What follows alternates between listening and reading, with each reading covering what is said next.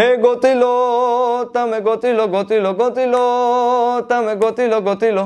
2014 से पहले की है, जब यहाँ पे मोदी साहब मुख्यमंत्री थे और मेरी उम्र थी शायद 18-19 साल। गाने का शौक था पहले से, तो बहुत सारे रियलिटी शोज में मैं पार्ट लेता था। उस दिन मुझे याद है हमारे मुख्यमंत्री है ये मैं जानता था और उनके काम के बारे में मैं जानता था, लेकिन मैं मिला नहीं था। हमारा कार्यक्रम चल रहा था, मोदी जी आए और जिस तरह से वो आते हैं और लोग उनको तालियां होती है, मोदी मोदी होता है, वो सब हुआ। और हमारा शो जैसे ही ख़त्म हुआ तो मेरे पापा ने कहा कि तुझे मिलना है मोदी जी से। मैंने कहा हाँ बिल्कुल। तो मैं मेंटली ऐसा प्रिपेयर कर रहा था कि मुझे अपना परिचय देना होगा कि मैं कौन हूँ। लेकिन मैं जैसे ही स्टेज पे गया और मैं उनके पास आया तो उन्होंने मेरी तरफ देखा और हाथ आगे बढ़ा के कहा, શું છે बेटम जी। तुरंत ही उन्होंने कहा कि ते तो भाई झंडो फहराई दीधो છે गुजरात नो, भणे છે कि नहीं ला।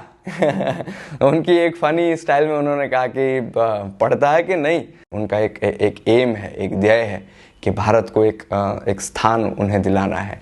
अगर कोई व्यक्तित्व आज के ज़माने में है तो वो हमारे प्रधानमंत्री हैं, नरेंद्र मोदी जी हैं। वो चैलेंजेस को एक्सेप्ट करते हैं, तो उनके लिए मैं 2 लाइन गाना चाहूँगा इसकी।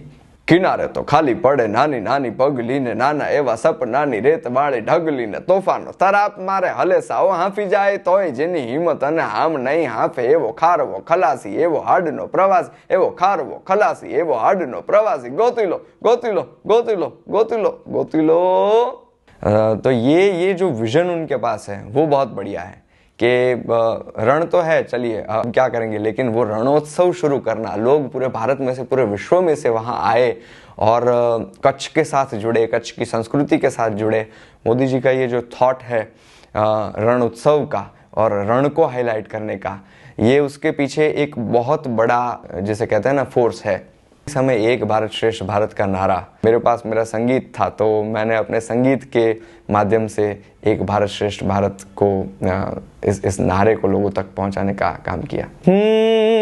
आओ बनाए एक भारत, आओ बनाए श्रेष्ठ भारत, आओ बनाए एक भारत,